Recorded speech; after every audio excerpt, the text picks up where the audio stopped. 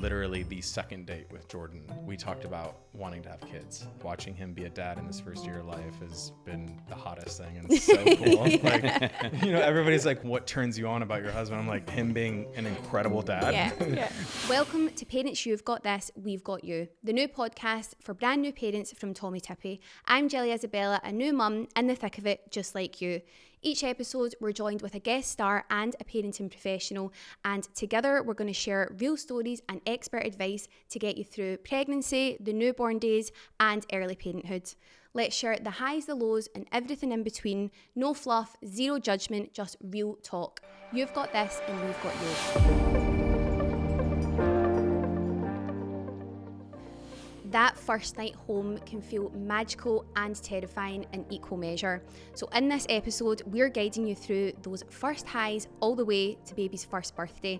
We're going to chat through all those super cute milestones along the way. Today, I'm joined by Colton Underwood, TV personality, best-selling author, producer, and co-host to podcast Daddyhood.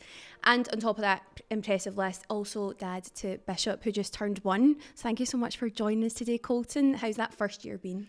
Oh, thanks for having me. It's been the best year of my life. It's been so nice to sort of just step into fatherhood and daddyhood and learn, grow, make mistakes, just create incredible memories. Oh, I can't wait to dive into it more. And also helping us navigate parenthood is Dr. Max. You are family doctor and also dad to Esther. How old is Esther? That's just 5 months. Oh, she's just fresh. She's just a fresh baby. And how long have you been a doctor for? I've been a physician for about 10 years now. Fabulous. So much experience. Can't wait to pick your brain. So before we get into it, I want to take it back, Colton, to Bishop's birth story, and because that was through surrogacy, right? Yeah, we went through IVF. We had an incredible egg donor, an incredible surrogate, 2 different women, and it just was a journey unlike anything we could have ever expected. It took 2 years from start to finish of just wanting to grow our family and have a family together. And it really, I can't even put into words sort of like what it did for our relationship and just all sort of like the love and care that went into it. Yeah. And did you always want kids? Yeah. I think that was something that I always say it kept me in the closet longer than, even religion and growing up in sports is I always just wanted to be a dad, and I didn't really know if I could do that as a gay man. After I knew that was sort of a possibility, finding Jordan, my partner, who wanted kids too, it was sort of just in our cards. Like and I can say this confidently, like watching him be a dad in this first year of life has been the hottest thing, and it's so cool. Like, everybody's like, what turns you on about your husband? I'm like, him being an incredible dad. Yeah. That's like the number one thing for me. So it's been really good for us as a family and as a couple. Yeah. So you mentioned there that you felt the desire to being a dad almost made you feel more closeted. Can you just expand a wee bit more on that for our listeners? Yeah, I think I saw a lot of representation of the gay community and what it looked like, and I didn't always see the families, right? I didn't see the gay dads, front and center by any means. So it was definitely something that was on my mind, and on I think literally the second date with Jordan, we talked about wanting to have kids, and I think that just gave me instant relief and comfort of like, okay, obviously he seems like the right person, but I am on the right path because men can have these conversations too. And it just obviously our story unfolded how it did, and we really bonded over that. I think that was something that we sort of latched onto together, of just like this readiness to want to be dads. Mm-hmm. Yeah, and that is so important to probably have those conversations early on. So when you establish that, okay, you want to have kids, what did that conversation then look like into how you ended up going through surrogacy? Yeah, we actually started our fertility journey and our surrogacy journey before we were even married, just because it takes such a long time to do it. And my journey specifically was pretty interesting because when we first started, I didn't have any active sperm. So I had to go to essentially like sperm rehab for 6 months and get my sperm count numbers up. So that's like a shout out to all the men out there, and couples. If you are struggling with getting pregnant, men should be tested too. Because oftentimes we put fertility on women, and men are 50% of the equation. So that's what I always like to advocate as somebody who had low sperm quality and count, to go get your sperm tested. That's great. And then how did you decide whose sperm would be used? In our family plan, we want one of each as Okay. far as like biologically it goes, but we don't know. Okay. And that was sort of a way to like protect us. Yeah. One is because we don't ever want to hear like, oh, that's your child or that's your child. Yeah. It's ours. Yeah. But then two, I just think it's cool because, you know, we have embryos and some of them are Jordan's and some of them are mine. And our doctor knows that, you know, whichever one he put in for Bishop, he's going to put the other one in for the next child. Isn't it so wild to think that there's like little embryos just sitting there that will one day become another baby? Like it actually, Colton, it actually rocks my world. Like how did that wee embryo just become Bishop? So I didn't think we were going to get attached to our embryos like we are now. Yeah. And I think that happened after Bishop. Yeah. So like we have 3 on ice. Well, 2 now. Bishop was 1. Yeah. And originally in our family plan, we just wanted 2 children. And so Jordan and I had this conversation of, well, Bishop came from one of these embryos, like the other 2 have to be just as great. Yeah. Let's just go for 3. Yeah. So now like we're already talking about having 3 kids because like we have 3 embryos for a reason. We might as well, you know, absolutely. use them Now all. we're Googling like SUVs and like cars that can fit 5 instead no of 4. no minivans yet in this house, No but- soccer dad cars No, quite no, yet. no. Yeah. Yeah. What surprised you most with the surrogacy journey, like emotionally or physically? So at the very beginning, my sort of slogan was, I don't want to play God. And there's so many decisions, there's so many choices that you can make going into it. You get catalogs of women and you have to try to pick sort of attributes and characteristics that you want. And I'm a big believer in nurture versus nature. So I just, you know, I believe like, obviously there's genetics and there's things that you can control, but like I just want to love my child and raise the child that I want to shape into a beautiful human being. So that was sort of our like slogan at the beginning was, I don't want to play God. And we just sort of had to trust the process. Yeah, that's beautiful. And Dr. Max, you went through surrogacy as well for baby Esther. So what did your birth story look like? I mean, it's similar, concept that it took us around 2 years from the time we decided to start a family to actually having Esther in our arms, with a lot of ups and downs and a bit of a roller coaster process that was all very beautiful. And I think in partnership, you learn to love your partner more when you go through challenges and joys. And, you know, our birth was really a beautiful process in and of itself. You know, we got a call from our surrogate in the middle of the night. We were on a baby moon, actually. We were at a hotel out of town, but had packed our baby bag. And she called us at 3 a.m. and she'd called us the night before being like, I don't know, I'm starting to feel a little something or other. And my husband just started to cry, being like, I'm not ready. I'm not ready. I can't do this. We're actually doing this. Yeah. He was like, can we stop this? Can we slow this down? I need a few more days. Yeah. And then, you know, we left the hotel at 3 a.m. and drove to the hospital, and she was basically ready to start pushing. Yeah. And then we had our baby shortly thereafter. Were you nervous about becoming a dad when Bishop came into the world? Did you have that thought process, what am I going to be like being a dad? Weirdly, no. So when I was in the 2nd grade, my teacher asked me to write down what I wanted to be when I grew up. So it was like a class project. And my first answer was, I want to be an NFL player. And she made me redo it because she's like, you have to pick something more realistic. And like the other kids were picking like firefighter, police officer, teachers. So I picked stay-at-home dad. And now I got the ability. And then you're like, I got 2. Someone ring that teacher right now I know. and tell her I did the think both. I've done enough interviews at this point that it's hopefully gotten back to her. Just like, be careful with what you tell kids. It sticks with them forever. Yeah. I've always wanted to be a dad. And I think Jordan would tell you too, in the first weeks and months of Bishop's life, it just came easier to me. I think he's very analytical and likes structure and as you know, the first few weeks are anything but that. It's sort of just like chaotic, making things up, and I just have like this false confidence where I'm like, I got this, and I'm like, I'll handle this, go. And like, so it just came a little bit more natural for me.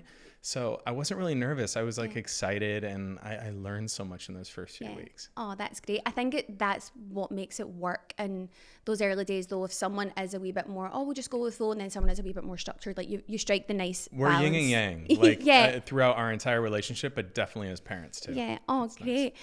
Dr. Max, what advice would you give to new parents in like the first night home in those first few early days? Because there is a lot of anxiety that comes with it. Yes. And I see a lot of that in my practice. And, what I'd say is that a lot of the anxiety comes from parents wanting to do the right thing. And so we have to embrace that that's a good feeling, that you want to do what's right for your baby, what's right for your whole family, but it's not the same for each family. It's always different. And so the first thing I tell families is, listen, what you're doing for your family is what will be right for you and your family. You can't compare yourself to other families. Your child's unique, you're unique, your partnership's unique, your family dynamic's unique, whatever experiences you've had with kids, all of that comes into play with what you're doing for your own family. So never feel like you're doing the wrong thing. When you start to feel like anxious or you start to be worried, take a step back and just always remember that what you're doing is the right thing for your family.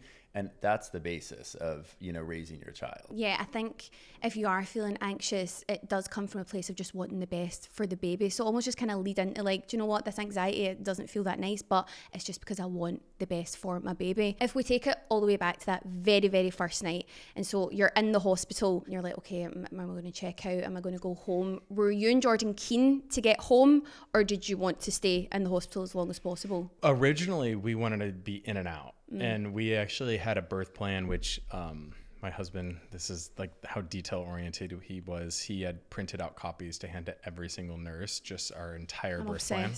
So like they knew every decision, every vaccine we were saying yes or no to, like they had the entire list. Our game plan was just to be in and out. And we found so much comfort in knowing that we could hit that button at any point. So we stayed there 2 nights, call it a safety blanket, whatever you wanted.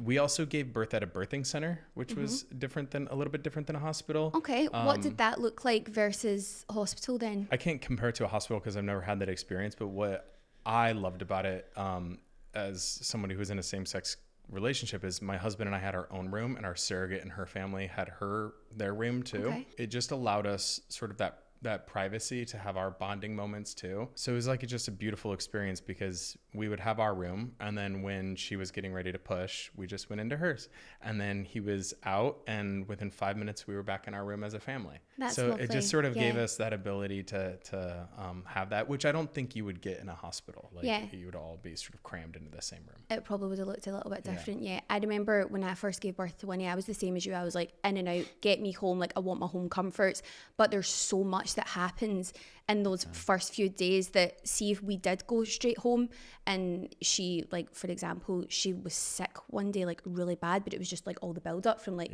getting squeezed out of me. If she did that at home, I would have been like, oh my God, phone the ambulance right now. But it happened while the midwife came to visit us, and she literally just flipped Winnie upside down and just started patting her on the back.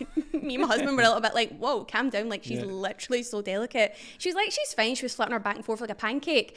But I think you learn babies are durable. Yeah. That was like the thing that like Jordan would be like, be careful. I'm like, we're good. Like this. They can take it. Vases. They've been through a lot in the womb anyways. Exactly. Yeah. Dr. Max, make us new parents feel seen. What are some of the things you can first expect from that very first night when you do leave the hospital and you go home? A lot of noises. Babies are so loud.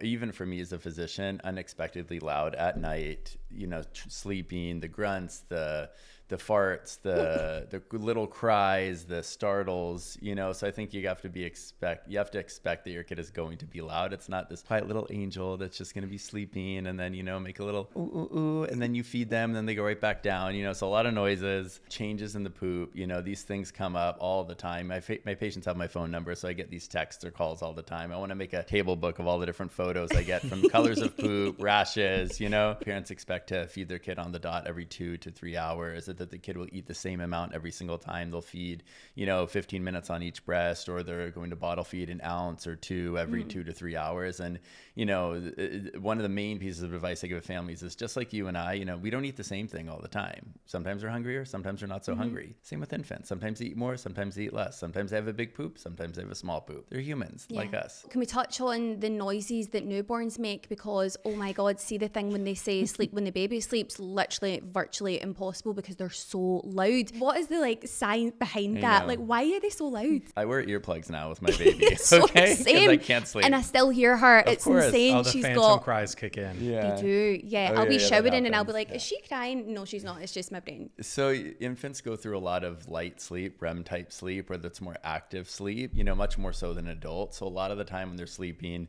their mind is moving, they're having little cries, they're moving their bodies. It's not a deep non-REM sleep, right? REM is rapid eye movement, right? And so that's a lighter sleep. And with that, you know, they'll do whimpers and they'll do grunts and they're digesting. And it's important when they're doing that not to kind of respond to them immediately. Usually they're trying to connect sleep cycles. That's the other thing about infants is their sleep cycles are much shorter.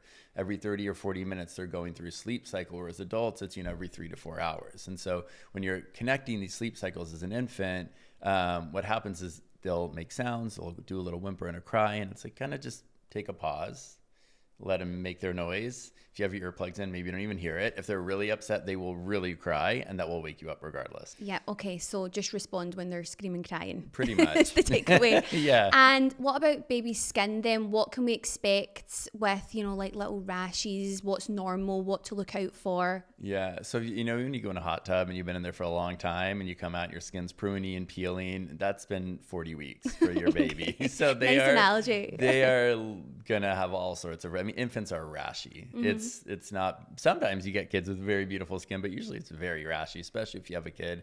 Maybe they're born at 42 weeks gestation. They're very well cooked, right? Mm-hmm. So most of their skin will slough off. So it'll, you know, be like a snake. They'll scale a little bit. That's completely normal. They'll get the infant newborn acne. It's called erythema toxicum neonatorum, a horrible name for something that looks really bad at times, you know, but they're not bothered by it. None of this bothers them. Then you'll get the umbilical stump. That smells like rotting flesh. That's a call I get all the time. It's literally a piece of rotting flesh on your baby. You know, people ask that and it's like, nope, that's what it is. Colton, can you take me back to that very first night that you came home with Bishop? I mean, it might be a distant memory now because he is one, but what can you remember from that first night? Oh my gosh. Not sleeping a lot. I think that was one thing. And we even, you know, we had support of a night nurse, which was sort of our splurge. That was like our treat to ourselves just because Jordan and I both work from home. So we had a night nurse and we had somebody who was staying there throughout the night, but we wanted to be a part of it a lot. And that's what we loved about her is she let us, like when we would wake up, we can go in and calm him down and feed him, give him midnight bottles, connect with him.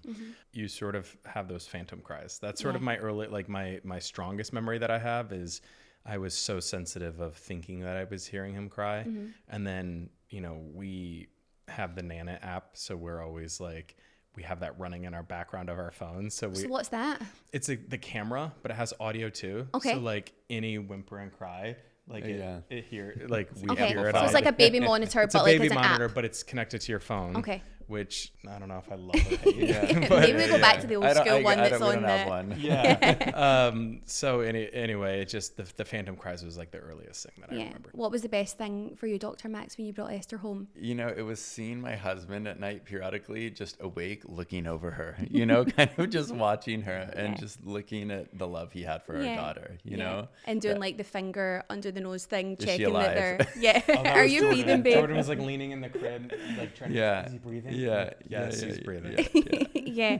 And Colton, you mentioned there about like the lack of sleep. It is quite amazing how quickly you do adapt to like the lack of sleep as well.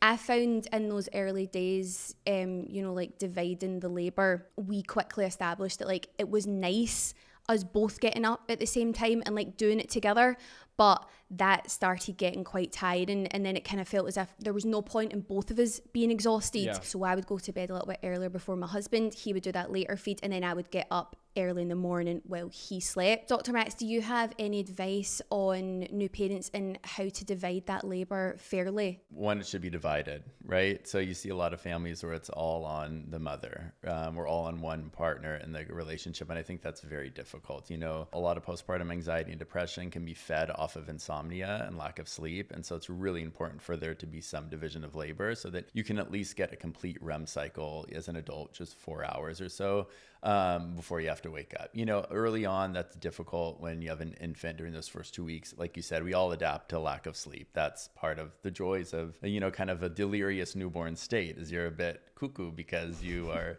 you know, not sleeping. But I think that what you spoke about, you know, earlier and later shifts is really important. I think there's also a way for you to understand that it could be weeks of one parent and a few weeks of another parent. That's another way I've seen families do really well, where, you know, it's not alternating one night or another, earlier or later shift, but let's say 1 week one parent is doing it and the next week another parent's doing it. Or for instance, even families where, you know, maybe they're doing a 2-week paternity leave together, or parental leave, where both parents are on leave for the first 2 weeks, and then after that one parent's taking 3 months and then another parent's taking 3 months after and has gone back to work in between. That's also a really great way for families to split that up. I mean, it's what kind of my husband and I have done. I didn't really take a paternity leave when we first had our baby, but now I've been on a leave for the past month. You know, so it's kind of like taking a step back and recognizing that you're in it for the long haul. It's not just for the first few weeks of infancy. It's 6-12 months of a young baby. And so you can divide and conquer in ways that aren't so short, that are extended out over weeks or months. I want to take it back to that very first nappy. Do you remember Bishop's first nappy? Nappy. And what it looked like? Diaper. Oh, sorry. Translation, diaper. Dummy also I found out is pacifier. What is it? Dummy. Dummy is a Yeah, pacifier? so you guys call it a pacifier or passy. We call it a dummy. You guys have such better words than America. You can bring it back to me. You can take it back to America if you I want. wish. I gift you at that. America doesn't deserve those words. We're fine. I mean, yes, I remember his diaper and the different colors of poops and having some concerns and being like, what is this? Why does this look this way? But look, once again, I just had this like delusional mindset of like, I've got this, and I had no right to think that, but it worked for me, right? Where I was like, oh, I'm good. I got this. I'm going to move with confidence. Here we go. And I changed so many diapers. That's probably just a little bit your instincts kicking in. Yeah. So like, yeah, maybe testament to you is just kind of like a going with the flow person, but that was probably like, I'm a dad now, I know what to do. So give yourself some props there. Thank you. Yeah. That first nappy, I remember Winnie's was black. And that is something called tar. Yeah. And that's like what they literally tar over the roads. And that's something called meconium. Dr. Max, can you tell us a little bit more of that and what new parents can expect from those first few diapers? Yes. This is, again, goes back to my table book that I need to make of the different colors of poop and pictures of families have sent me. But yeah, that meconium is really a collection of bile and just intestinal lining, everything that's kind of been developing inside of your baby's gastrointestinal tract before they're born. And it's like, it really is like detritus, you know, there's no better way to describe it other than detritus, tar, and, you know, junk. And it is sticky and it's black and it may last a day or two, and then it'll clear up. And then you'll get the neon green poop, which, you know, maybe a little bit brown between them, maybe goes black to brown, but then it's neon green. I mean, Nickelodeon, like slime, right? And then it's that kind of orangey, mustard, seedy yellow, right? And that's, again, can be yellow, orange, or it can be this bright neon yellow. And all of that's the kind of the normal trajectory. And it can differ between the colors, whether you're breastfeeding, so if your baby's breastfed, or a formula as well. I actually thought Winnie would do solid poos when she was first born. So when I opened her nappy and it was like diarrhea, I was like, I'm so confused. Like, where's the solid poo? Like, that was dumb from me. Like, why did I think that? Colton, how did you and Jordan approach dividing the labour? Did you have a conversation before, or did it just kind of naturally flow that one person kind of was more the primary caregiver than the other? Yeah, I wouldn't say necessarily one of us was the primary caregiver or another. I would say I'm a morning person. So basically our rule of thumb was like anything after 4 a.m. was me.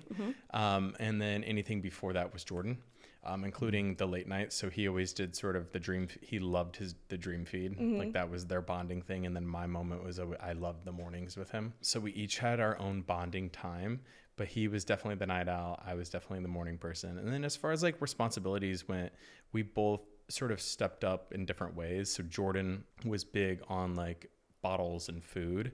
And then I was more so like the gear, the baby gear, making sure we were good, packing the diaper bag.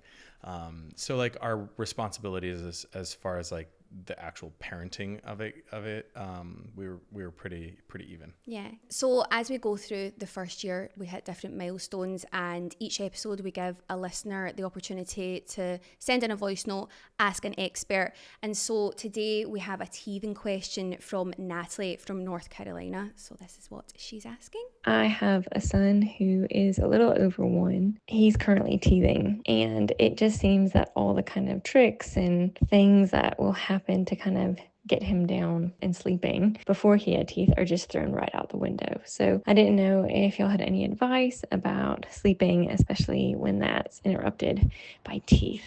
Ouch, that's so hard when like they're in a good routineless sleep and then next minute they want to grow teeth. Like, how dare they? What are some tips, Dr. Max, to get through that? Oh my gosh, sleep becomes such a hot topic. You know, the only vitriol I've ever received on social media is when people, you know, kind of comment or question what I think about sleep for babies and for toddlers, which I think is a skill that we all have to learn. Connecting sleep cycles, learning how to self-soothe, you know. But teething then does add another layer of complexity to it because it's pain and it's swelling and it's very uncomfortable, and it's hard for them to really recognize what's going on. At this point, they can understand a lot of language, but they can't verbally communicate. So it's very difficult for them to kind of make sense of the world around them because they understand so much, but they can't necessarily interact with it in a way that they would like to, you know, so it becomes frustrating for them. So one of the things I always love families to do in this type of situation is to really kind of try to express what they think is going on.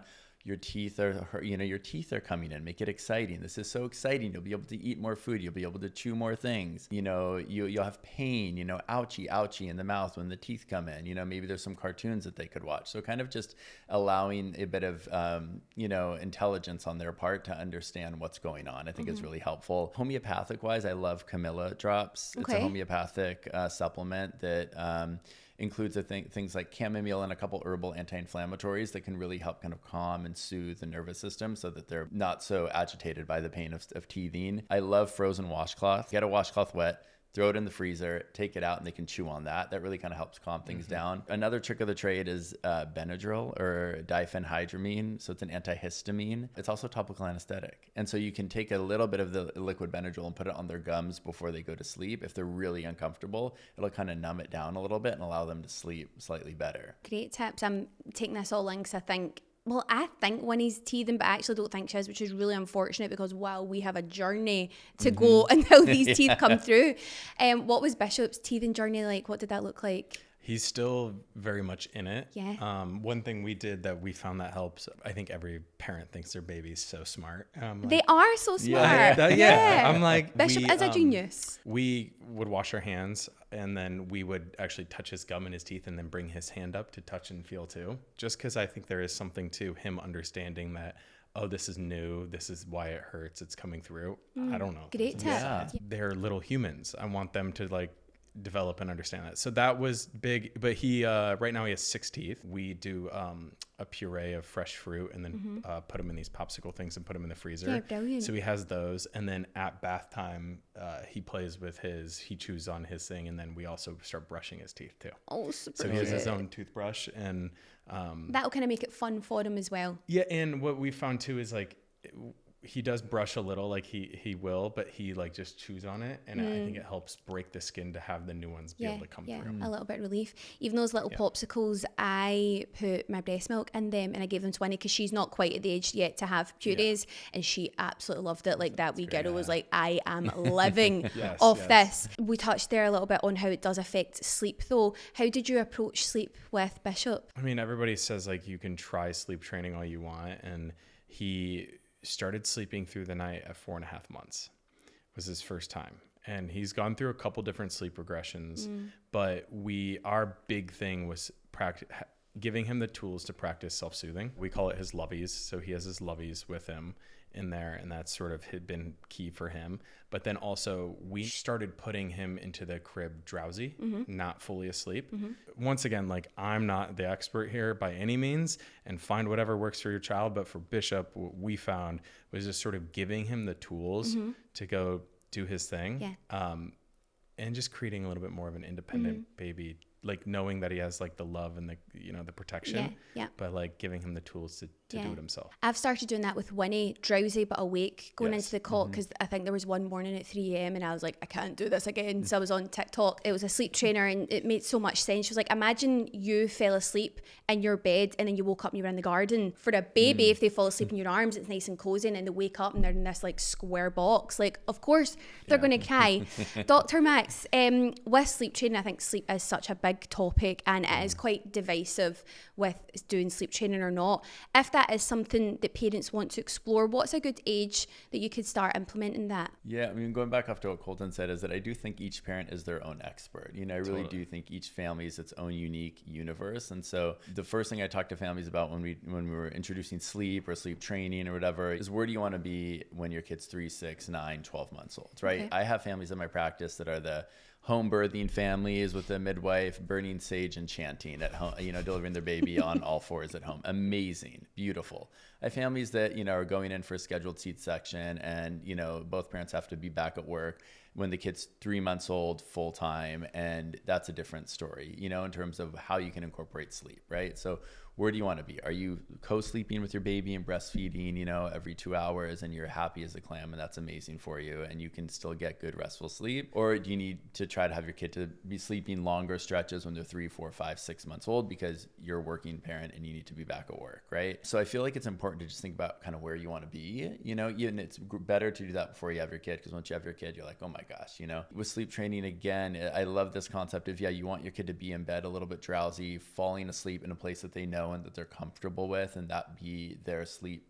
environment. And that may change if you travel or you're at your parents' house for the weekend or whatnot. And if that does happen, then you just want to make sure that, you know, you have something like a lovey or a blankie or something that can kind of take them back to that safe place for sleeping. And what about sleep regression? What's going on there? It's usually like developmental milestones, right? So they're moving beyond, you know, infant sleep cycles, which are, let's say, you know, every, you know, 40 to 60 minutes, to something that's a little bit longer. And when that happens, you know, and they're connecting those sleep cycles, oftentimes that's the 4-month sleep regression, which we just went through with our daughter. I was so happy I was in Greece on vacation for the month and not working, I have to tell you, because she was sleeping through the night when she was 6 weeks old. We're like, what a That's dream a big baby. sleigh. Go, and Esther. And then 4 months, it was like every 2 hours, right? It's connecting sleep cycles. And so, you know, it's really a matter of kind of trying to coach them through that. That's my feeling, you know, coaching them through that, giving them some way to soothe themselves down, a gradual like ascent up from minimal and quote unquote intervention to more, right? So it's like cry for a minute or two. And then if it starts to escalate, go in there and maybe, you know, just making some sounds. Hey, baby, I'm here. You're safe. It's okay to go back to sleep. And then maybe you're putting your hand on their chest and kind of rubbing their chest and kind of trying to rock them back to sleep. And then maybe you're putting the pacifier back in their mouth if they're using a pacifier. And then maybe after that, you're holding them in your arms, trying to rock them back to sleep. And then maybe after that, you're giving them the bottle or the breast because maybe they really are hungry. That's usually not the first reason why they're crying. And if you always go to food to help soothe them down, which works like a charm, and maybe you need that because you have a meeting the next morning and like you just got to get your kid back to sleep as quickly as you can. But if you go to the breast or the bottle immediately every time your kid wakes up, then they kind of just rely on that to go right back to sleep. Yeah. One of your Instagram posts, you said sleep progression instead of regression. Yeah. And I quite like that. See, just to kind of keep your sanity, to know that when they are going through a regression, they are actually going through a big growth spurt. And there's going to be a skill that comes after it. So Winnie's just out of the 4 sleep regression, and oh my God, guys, it's unreal. Like, she's sleeping so much more. And she started to roll. She started to giggle a little bit. When like I put my arms out to her, she leads with her head to like come to me. And so the next time that she goes through a sleep regression, because this is the thing, it's not just a 4-month one. Like it'll be like 6 month or 8 month. It'll happen again. I think it's just nice to know as parents, like, listen, this is hard and you'll need to grind it out for now. But there's so much excitement that comes after that because they start hitting their wee milestones, and it's so nice. It just makes your heart burst. Colton, what were some of the first milestones for Bishop? What was that like for you? Were you just so proud? Oh, so proud. I mean, remembering the first time he held his head up, like after, you know, all the tummy time that we spent like developing, it's like little boot camp for our guy. I remember obviously his first rollover, graduating out of the swaddles. And like, I used to like have like a friendly competition to see like, you know, if he could break out of my swaddles.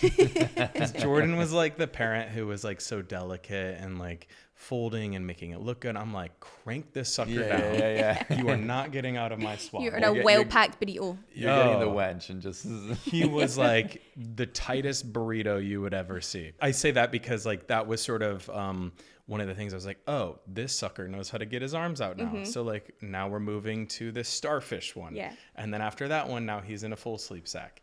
But there were so many different fun moments. I just found it all fun. Like I had a new baby every 2 weeks. Yeah. I think like that was like the best. Even like during the sleep progressions, I always knew there was something great coming after that.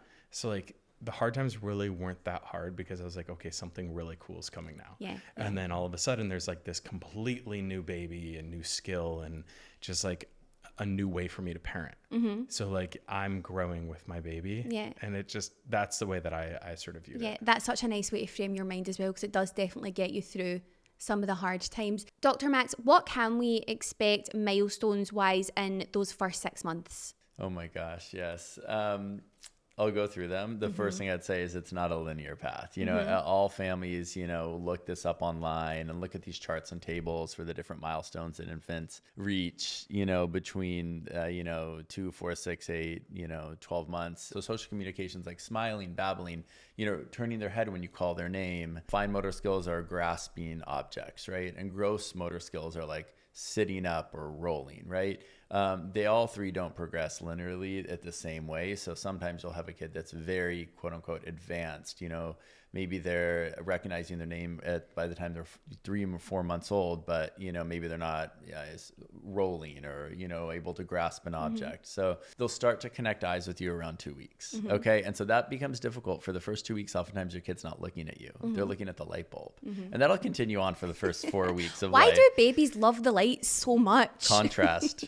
Oh my! Okay, Have you seen this okay. Instagram video of somebody taking their baby to a light store, a lamp store? It's like Disney. It's Disneyland. It's the cutest thing ever. Oh my gosh, they're just taking their kid around and looking at all the lamps. Okay, so I know what I'm doing the next day when me and Winnie are bored. I'm going to take her to the light shop. We did that a few weekends ago. It's It's like amazing. a vintage lamp store. Yeah. Okay. So cool. Love it. So we're looking at lights at 2 weeks We're old. looking at lights at 2 weeks old, maybe starting to connect eyes. And then 2 months or so, we're really connecting. We're starting to see more colors. We're holding our head up and in a more stable position by 2 months. By 4 months, we sometimes call that the turtle visit, where kids are able to roll from the front to the back and they kind of are lying like this on their back, but they can't get back over. But that's not universal. Sometimes kids roll back to front first. It's really unique for each kid. By 6 months, usually they're sitting up on their own. And so that's so fun because they're just looking around, they're smiling, they're laughing. I like what you said there about it not being linear, because I think it can be so easy as parents to compare your baby to other babies. Did you find that with Bishop? Were you comparing Bishop and his milestones to other babies? We learned early on not to compare for many things. Like we have a couple friends who had babies around the same time that Bishop was born. So we were sort of, seeing where they were at in the process. Bishop still isn't walking. He's, a year and a week now. I think personally it's because he's such a proficient crawler that he's basically like, I can go way faster crawling. Why would I even try walking? Yeah, it's just a logistics thing, Dad. I think so. I I just think as he's fast. smart, right? Yeah. Like once again, I think my kid's very smart. So he figured it out. He's like, why? And also he pulled himself up recently. I was just showing Dr. Max before we came in here, and he slipped and hit the corner. And so he has a little bit of a rough eye. So I think he's also smart in the fact of like, oh, if I try to do this, I'm going to get hurt. I might get hurt again. So hopefully it doesn't delay his walking too much. But I'm not like anxious for him to start walking, because that's a whole nother ball game. Well, absolutely. Like, right now I could go pick that sucker up and catch him when he's crawling. Yeah. Like if he starts being able to run, It's game over. I still got it in me a little bit, but I'm like, I'm not trying but to. we're enjoying like him being a little bit more stagnant just now. Yeah. And also just like, I'm looking forward to it, but like then it gets real. Yeah, then you're like on them 24/7. You can't turn around Yeah. for a second. He's a little bit of a foodie, I've heard. So Foodie, yeah. yes. What was his weaning journey like? Oh, Jordan, first off, I can't take any credit for this. Jordan is the best. We also worked with this incredible baby nutritionist. Her name's Allie Bandier. She sort of advised us on her program. and we introduced over 100 foods to him within like 2 weeks, including allergens, all the textures. One of my favorite photos of Bishop actually is for dinner one night. We had a tomahawk steak, the one at the bone, and he's, I think, at 7.5, 8 months, and he's holding the bone, and he was like gnawing on the meat. He knew what he liked then and there. Yeah, we just really want him to have that experience of that palate, and like then also understanding like you have to keep reintroducing not only the allergens but the different textures and the different tastes to him. So Jordan at 6 months was making homemade bone broth and freezing them for all of his purees. He really stepped up when it came to the food, but there's no food that he doesn't like. He's really leaning into like the LA fitness and health lifestyle, Bishop. Well, you know what it is for us? It was more of a convenience thing. Cause like I've heard all these stories, and including my brother, like they have to make 2 dinners, one for themselves and then one for their kids. We want to make our family dinner, and whatever is on your plate, we want our son to be able to eat. And when we go out to eat, we want him to be able to eat with us. So there is some privilege in saying that, just because it was a lot of time and it costs a little bit. I also remember, bless Jordan, he spent truly 2 hours in the kitchen one night, just like getting this dish ready. And Bishop had 2 bites and then was done. And I wish I could say that was the only time that happened. But like that is part of the payoff too, is like you are going to make all of this like incredible stuff and then spend all this time, and they're gonna have 2 bites.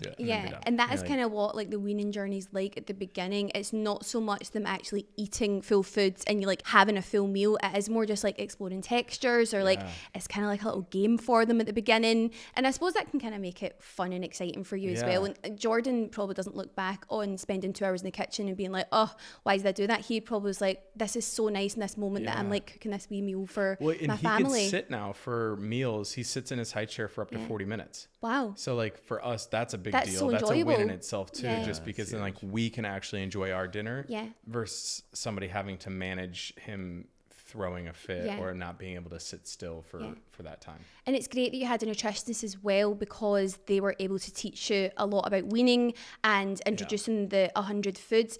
Dr. Max, is that like a key to weaning? Is that quite important in the beginning? It also maybe helps with not having a fussy baby with food as well, if you can introduce as much variety in food as possible. Completely. I mean, my whole idea is we need to make parenting easier for everybody, you know?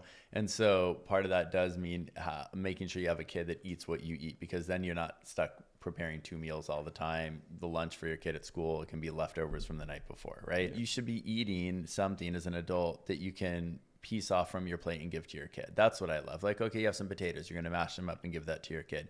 You have an avocado, you're going to mash that up and give that to your kid. You have some minced meat, you're going to mash that up in your fingers and give that to your kid. You can do programs like you did, which is great. And that becomes very helpful for families who want structure.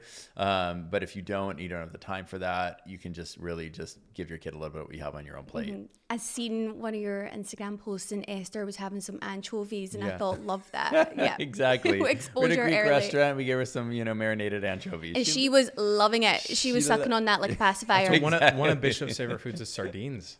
Wow, really good omegas they're though. Super nutritious for babies. Yeah. So each episode we look at a group chat approved hacks. This is something that you've had the approval in your group chat from your fellow parent and friends. We need to discuss, Colton, the phone case that you have that has the pacifier attached on the back of it. Yeah, the Tommee Tippee Stay Put ultralight passy. It's the most genius thing ever. Here, I posted about it and I'll show you. Yeah. So I put this out on my Instagram. Oh, it's so cute. And I mean, obviously it's like gorgeous. the pop second. I don't have it on right now because I'm not with little guy. I'm solo, but I pop different phone cases on, but when I'm traveling with him, that's the one that goes on. Not only is it easy for me to carry, but I can just pop off the pacifier and put it in when he needs it when we're traveling. Yeah, it was a game changer for us. It's so clever. And it sold out immediately. Well, reflection on your influence. Well done there, Colton. It wasn't just me, but I mean, it is also a great design. It's a great product. Yeah, it's brilliant. We've reached our Don't Bottle It Up segment of the show, and it's almost like our confessional booth type segment. So is there any funny stories or something that you want to forget about, that you're a bit embarrassed in your parenting journey, but now you want to confess? Mine, Jordan's gonna hate that this is mine, but it was sort of now looking back, the funniest thing that's happened. We went back and forth whether we were going to circumcise or not. And the birthing center had a strict rule that only one parent can be in there while the circumcision was going on. And Jordan begged them to make a change to the policy so that we can both be in there. So we went through rounds and finally got the approval. And they were like, okay, you can both go in there. And we get in there, and the nurse escorts us in. The doctor starts to do the thing, gets the lidocaine, and Jordan just starts bawling. And the nurse that was supposed to be there to assist the doctor has to escort my husband back to our room to take a shower to calm down. Meanwhile, I'm there letting Bishop hold my finger while he has his procedure. And it's all over within 5 minutes, 10 minutes. I'm wheeling him back in, and Jordan's just getting out of the shower, and he's still he's like, it's over. And I was like, yes, this is it. Yeah. It just is like, that's my husband. And like, he just cares so much and like loves so much and loves so hard. Yeah. And it was just, and now we look back and we're like, remember when we like threw a fit to make sure both of us could go in there, and then I couldn't even stay in there? It's like, we went through legal to try and get us both in there, and I couldn't even handle it. But you do often hear with parents that any of like the little pains that they go through, like circumcision or even like their vaccines that they get, that it's the parent that feels the pain more because they know what to expect. The babies only feel it for like a wee minute, and then they're much better. Yeah. So we've reached our quick fire round, Colton. I've just got some quick fire questions for you. Yes or no, one word answer. If you can't think of anything, just say pass. Got it. Bishop's favourite food? Sweet potato. Most used baby product? Oh gosh, the Stay Put Posse, the Passy phone case. Yeah. Most sung nursery rhyme in your house? Oh, it's Coco Melon, unfortunately. The most annoying nursery song? The Coco Melon playlist, the entire thing. What does Bishop call you? I'm Pop. And what does Bishop call Jordan? Dada. Who's changed the most nappies? I bet we're pretty even. Favourite milestone so far? The first time he said Dada. And one word to sum up year one? It's so hard. There's so many words that come to mind. Joyful.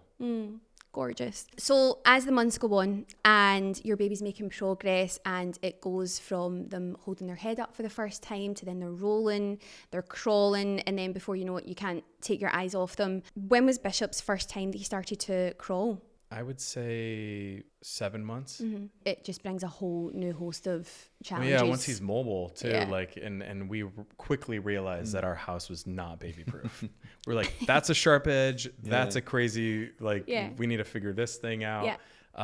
When you have a mobile baby, it changes everything. Yeah. Dr. Max, what are some practical preparations when the babies do start going on the move? Like Colton said, baby proof in the house. Is there anything else that parents can do to prepare for that? You know, babies want to be where you are, and oftentimes that's the kitchen because life centers around making food. All families should have a drawer a lower drawer in their kitchen that's just for kid stuff, or just things that are safe for kids. It doesn't have a childproof lock on it. So like a drawer with plastic Tupperware, or just a drawer with kids' toys, so that when you're in the kitchen, they can go there, mobilize themselves there, open a drawer, and play with something. Bishop has that, by the way. It was the best thing that we did is we actually put all of his food instruments into the drawer underneath the microwave, so he knows, and he can play with his own plates and his clever, and it means like he can help with you as well. He feels like he's getting he's now sharing the loads. That's how you're dividing the labor amongst He Bishop does the now. dishes on Mondays and Wednesdays. Dr. Max, that second half of the first year is when we can expect the baby to start moving a little bit more, isn't it? What are kind of the main milestones in that second half of the year? Crawling will happen for most kids sometime between 6 and 9 months. That being said, you'll have kids who don't ever crawl, or they will eventually, but they just go right from sitting, rolling to standing and walking. Some kids just don't want to crawl, and that's okay. But you usually get crawling between 6 and 9 months, and that's when you really have to start recognizing that you can turn your head and your kid's in a different part of the room. Totally. And they can be a hustler like Bishop. Sounds like he's a really good crawler. The other day I literally turned my back for not even 10 seconds, and this man is up on the coffee table. Truly on the coffee table. I'm like, what are you like? Yeah. Oh, he's took after the sportiness from his dad then, for sure. Yeah. Did you attempt a family holiday in the first year with Bishop? No, we nested. I think that was like the cool thing. So Bishop was born on September 26th, and it was in my opinion, the perfect time because we got to nest through the holidays and really just like tuck in, and also in Los Angeles and in my line of work in entertainment, Hollywood sort of shuts down after that anyway. So we really just sort of had that time to just like be a family unit. Yeah. But I'm a big Christmas guy. Yeah, I mean, it just brings the magic back, doesn't For it? sure. I'm For sure. really, really looking forward to that. When was your first holiday that you went with Bishop as a family? So when you say holiday, because you guys Vacation. Vacation. Got it. So we actually, at 4 months, because we had a night nurse, we would do one night a month that we would do a staycation. So we'd still be in LA, but we wouldn't sleep in our house. So we had our night nurse watch Bishop, but Jordan and I would be able to have our date night. Okay, cute. Which we found really important for us, just to have like our moment of being able to connect. And there's a lot of trust that had to go into building that, relationship with the person who's going to be watching your child overnight. But it was really important for us just to feel like we still could be us as a couple too, and as parents. Yeah. And it gave us like a recharge and a re-energy every month. So we did one staycation a month for like this entire year. And then we actually just got back from Italy. Gorgeous. So we took Bishop to Italy when he was 11 months. And it was the perfect age. He ate so much pasta. Normally in his diet and his routine, he does not have a lot of pasta or bread.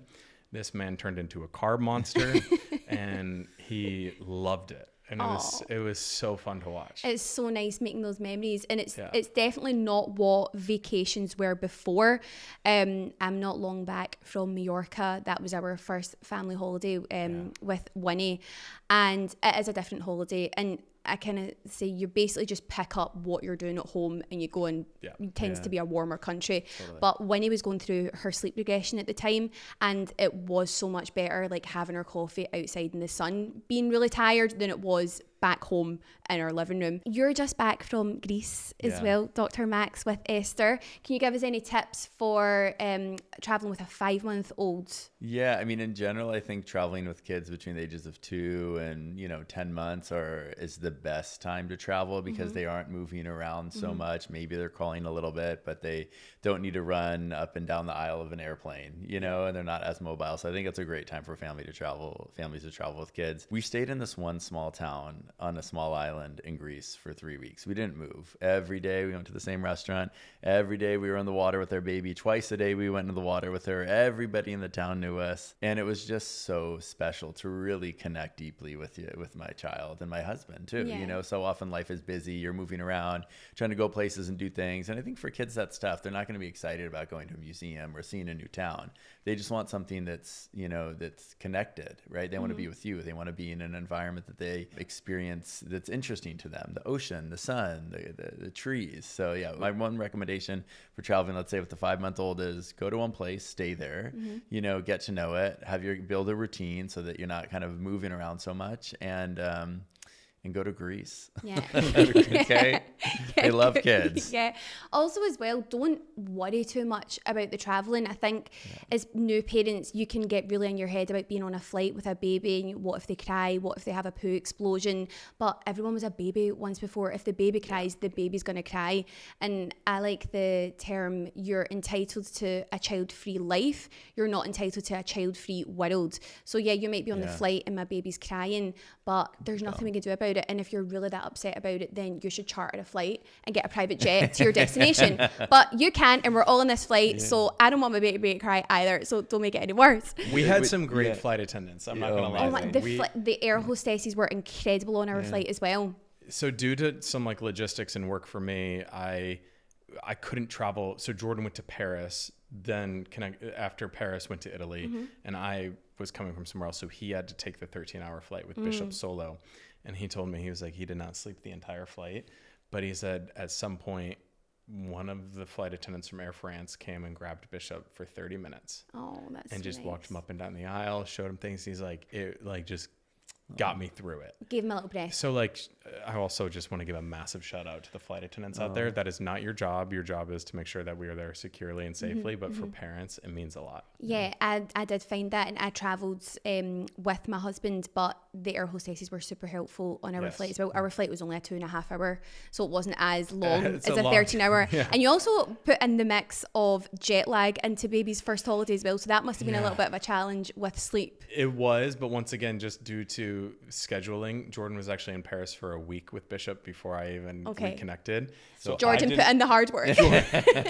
Poor Jordan had like the uphill battle. Then I just got to enjoy my baby as he's already acclimated to the new time. And then when we got back, it was easy. The other thing I'll say, because the families always ask me, what do I need to bring on my trip? And you can prepare as much as you want, but the reality is infants and babies are all over the world. So if you forget something, you will find it. We traveled with glass bottles for a baby. My husband's was really intent on that. Every single one of them broke. And so we had to go to the pharmacy and buy some bottles on the Smile Island in Greece, and it was fine. And we adapted, and we it's adapted. fine. We got the diapers there. You're not traveling with all the diapers that you need. I mean, and it's fun. It's fun to see what other countries do for their infants and kind of adapt that way too. From first holidays to first birthdays, Bishop just turned 1, right? Yeah. Can you tell us about his first birthday? Yeah, we actually celebrated with Tommee Tippee too. They had these incredible cards that not only celebrated Bishop's first year, but the parents. And I thought that was so real because everybody makes a big deal about a first birthday. But the first birthday is just as much about the parents as it is your child. I think so. So what you're saying is we should also get a present as well. Yes. I told Jordan, I was like, we are planning this, but like this isn't us party. Like this is a family party. Like he's really not going to fully remember this anyway. So like we might as well take this moment. So it was we just had friends and family. We hosted it at our house. We didn't go crazy. All of the kids there got Tommee Tippee sippy cups, and then we gave them Bishop's favorite toy right now is like animal is these warmies. They have like lavender in them. So everybody got a whale. Love that it. came. Did you find that milestone quite emotional? Were you sitting there thinking, wow, we've actually really did this. We've kept this wee baby alive for a whole year. Like what an achievement. When you boil it down to like parenting, basically you just have to love, take care, and keep the baby alive. That's like as simple as you can sort of do it. And I think through that, the love and the appreciation you mentioned too, is just like connecting with your partner on another level of intimacy, whatever you want to call it, but just seeing them pour that love into your child really just changed, my relationship with my husband. Yeah. Oh, that's so gorgeous. Yeah. Dr. Max, what is some key advice for that first year for parents to get through? It's easy to say trust yourself, but so I would say that definitely, but also remembering that there's not a right way to raise your child. Never feel like you're doing something wrong because you're not doing it the way other people are doing it. Never feel pressured because you're seeing things that families are doing and feeling like you can't do that for whatever reason. Maybe you don't have the finances. Maybe it's just not realistic for where you live. So trust that, that what you're doing is the right way for you to raise your family. And there are so many different ways to raise children all over the world. There is so many different ways, and families can look so different. Now, you're both from a same-sex relationship. Was that different from your childhood and your upbringing? Do you think your childhood and upbringing impacted that at all? It's different and it's not. I think that's like sort of the best way that I could say it. There was a much different process for us to even have a child, right? But then, when parenting comes into play, you just learn there's this balance of masculine and feminine energy that my husband and I both have. And, I would say he is actually way more maternal than I am, as far as like even his connection with Bishop and sort of the role he's going to play in his life. And I'm definitely more of, the paternal guide in that. And like, that's part of the fun too. And what is different in our relationship is figuring out who's going to step up there. Whereas I feel like in most traditional straight couples, they sort of just auto assign based on gender, which I don't know if that's always the best thing or not. And there are definitely exceptions to the rule there too. But I grew up in a very loving family. I had loving parents who took great care of me, wanted the best for me. And that's sort of what I'm going to, sort of carry on into my family. Yeah. That is what it just boils down to, is just having a loving environment. Yeah. That's what a family is. And it isn't these stereotypes. And it's great to have visibility and representation with you guys talking about your journeys as well, just to show that family doesn't have to look like, the white picket fence, nuclear family. It's different for everyone. You've talked before about the importance of language around Bishop. How are you approaching that with raising him? I am proud to still be in the public eye, and like I am proud to represent our community in this way. And that's also why Jordan and I are doing Daddyhood. I still have to have boundaries, and I still have to sort of protect myself and protect my family at this point. We've done that in multiple different ways. And one of them is just like the way that we use terminology around the surrogate and the egg donor. Like that's what, you know, they will be known to as for Bishop. Like, and we have a little book that has a picture of our egg donor.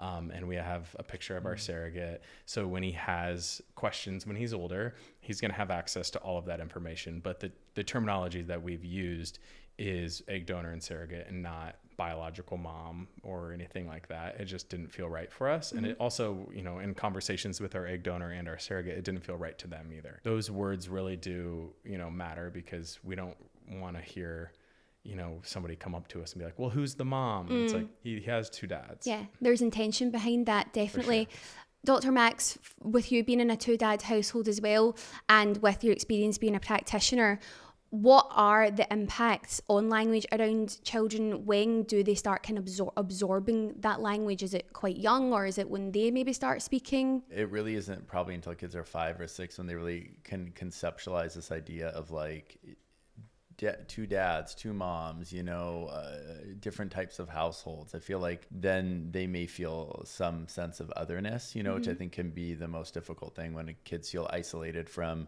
the majority of ways families are built. You know, it's obviously changing. We both live in Los Angeles. I mean, there's plenty of gay families there, right? It'd be different maybe in Illinois, right? Yeah, but totally. So I'm not really that concerned kind of in particular because I'm raising my child right now. But with language, it's more about the love that you put behind it. You know, I think less worry and more trust and more love is really the way to emphasize the home that you're building with your child. It doesn't matter that there's a dad and a papa, or you know, my husband's Baba and I'm supposed to be Papa, but it always is Daddy for me and Baba for him. You know, it's like these ways to kind of, you know, and then the egg donor, is it egg donor? Is it bio mom? Is it, you know, surrogate? Is it gestational carrier? Is it, you know, what these relationships ultimately develop are unique for each individual family. And it's just a matter of doing what's right for you and trusting and, you know, really building a foundation of love for the family. I love what he said earlier too, is like each family is its own universe. And I think that's so, like, we very much are like we have friends of ours who are in same-sex relationships and parents too, and they use, you know, the bio mom, this, and like that works for them. Yeah. And we found what works for us. Yeah. And I think that is what we advocate for, is like, just find what works for your family and stick to that. Yeah, definitely. There's thought and intention behind it, but it does just kind of boil down to leading with love. We're reached our bottle up a moment. We're ending our chat now. Colton, if you could bottle up a moment from this first year of being a dad to Bishop, what would it be? The first time, and it was actually in Italy, that I heard him say, he goes, "Night dada." And it was the cutest, like, because he sort of has his routine where we give him a bath and we put on his PJs, we comb his hair, he brushes his teeth, and then we put him in the sleep sack. And I picked him up and he goes, "Night dada." And it like melted me. And it's like, so rewarding, because that's probably that you're probably thinking that's all those months of me every night putting him down to bed saying night, and now he's learned that from you. And I say night Bishop, and he goes night dada. And it's just like the cutest thing. I really can't wait for Winnie to say her first words. What was Bishop's first word? His first word was dada, but we were like praying and doing everything possible to make sure that it was not mama. No, we tried. We were like, nobody say that word ever around him. I don't want him to know it exists. That word. Because I think like there is something to like mama being easier to say for our kid in development. And like, I think you were saying earlier too, you're like, how come they can't say? It's like, because that's like involves the tongue. Okay. So like mama and dada. And like dada involves tongue a little bit more. It makes sense, yeah. I wonder if Bishop did say mama first, if one of you would have just leaned into that and you'd have been like, okay, I'm mama because I want to be the one that he refers to the first time. Neither Jordan and I were like keen to be mama. So that was never happening. Stick to pop and dada. Yeah, so cute. Thank you so much for this chat. It's been so fun, so inspiring. I'm definitely going to go and listen to your parenting podcast, Daddyhood. For our listeners, where can they find that podcast? Everywhere that you listen to podcasts, and then on socials, we're at the Daddyhood Podcast. Brilliant. And thank you so much, Dr. Max, for sharing all your knowledge and reassurance. Where can our viewers and listeners find you? So I have an Instagram, Dr. Max's, and I make a line of products, all natural diaper ointments and baby bombs. And I have a children's book that I wrote, and that's all on drmax's.com. Yeah, please bring those products to the UK. They look incredible. I can vouch for it. We use a lot of his products, and they are the absolute best. Okay, I'm going to drop you my address, and then you can send me it. If I wasn't coming from Greece, I would have brought it for you. Okay. Oh, thank you so much, guys. That was great. Thank you. Thank you. Thank you for joining us on this episode of Parents, You've Got This, We've Got You. You can find Tommee Tippee on socials, just click the links in the description below and check out Tommee Tippee's website. There's loads of advice for new parents and amazing products. And just for podcast listeners, get 15% off at TommeeTippee.com using code You've Got This 15 at checkout. You've got this and we've got you. Join us for our chat next week when we'll be talking to Liv Lowe Golding all about finding your new parent identity, the importance of self-care, and asking, who am I now?